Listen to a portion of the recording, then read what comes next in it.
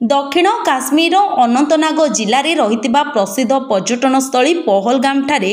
पर्यटकों उपरे बर्बरतार आतंकवादी आक्रमण घटना सारा देश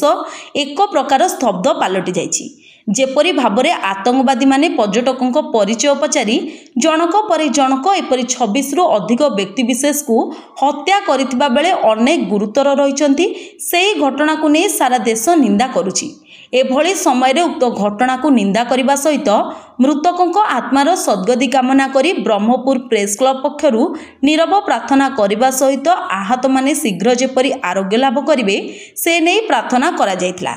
जम्मू काश्मीर पहलगाम रे जो आतंकवादी आक्रमण होइछि एहाकू आम कोदला प्रगति प्रेस क्लब पक्षरु आम घोर निंदा करुछु एवं आहा उपरे दृढ़ कार्यानुष्ठान ग्रहण करने भारत सरकार निकट में दाबी रखुछु। जो आतंकवादी माने पर्यटक मान जो प्रकार हमला सृष्टि कले ताहा घोर निंदनीय एवं यह पाकिस्तान हाथ थाई पारे बोली संदेह प्रकाश पाउछि। तेणु आमे आजिर एही वार्ता माध्यम रे सरकार को निवेदन करुछु जे सेमान परिवार को शांति देबा पई जो भली भावरे निष्ठुर भावरे जो आक्रमण करा जायछि तार प्रतिशोध यथाशीघ्र नेबा उचित। प्रेस क्लबर सभापति अशोक कुमार ब्रह्मा सभापतित्व में आयोजित नीरव प्रार्थना सहित शोक सभारे दक्षिणांचल पुलिस आईजी नीतीश शेखर जोगदे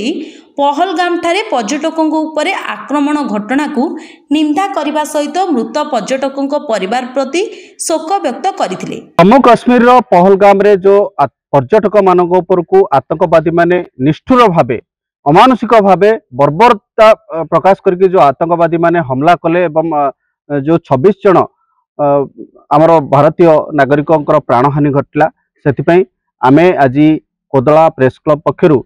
एक शोक सभा करथिलु एवं सेमानकर अमर आत्मार सद्गति कामना पाइली आमे कामना कलु एवं सेमानकर परिवार वर्ग को भगवान धैर्य दियंतु सेमानकर अमर आत्मा को शांति मिलू यह ही कामना कलु एवं आमे आज अपील करुछु भारत सरकार को पाखरे जे ए जो आतंकवादी माने बारंबार आमर भारतर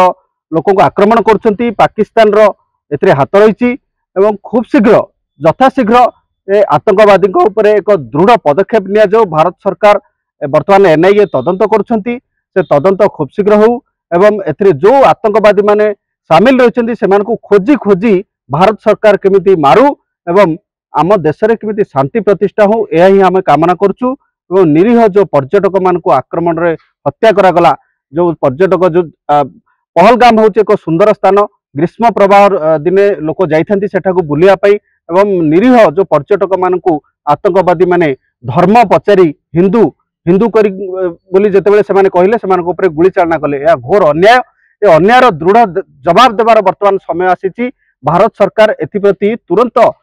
कठोर कार्यानुष्ठान नेबाकू आमे दाबी करूछु। एही अवसर में वरिष्ठ सांबादिक तथा प्रमेयर डीजीएम अंबिका प्रसाद दास कलिंग टीवी ब्यूरो प्रकाश पट्टनायक समाजर वरिष्ठ सांबादिक जानकीकांत पट्टनायक ईटीवी भारतर वरिष्ठ सांबादिक समीर कुमार आचार्य सुदीप कुमार साहू नारायण महाकुड़ प्रमुख देशर पुलवामा घटना पर गतकालीर घटना एवं आतंकवादी बर्बरता को निंदा करने सहित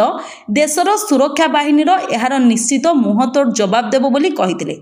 कार्यक्रम में प्रेस क्लबर संपादक प्रहलाद साहू कोषाध्यक्ष शिवनारायण पंडा सह संपादक डी गोपालकृष्ण रेड्डी समेत सहरर बहु गणमाध्यम प्रतिनिधि एवं पुलिस विभाग वरिष्ठ अधिकारी माने उपस्थित रहिथिले। ब्रह्मपुर विश्वम्भर दास रिपोर्ट पब्लिक मीडिया।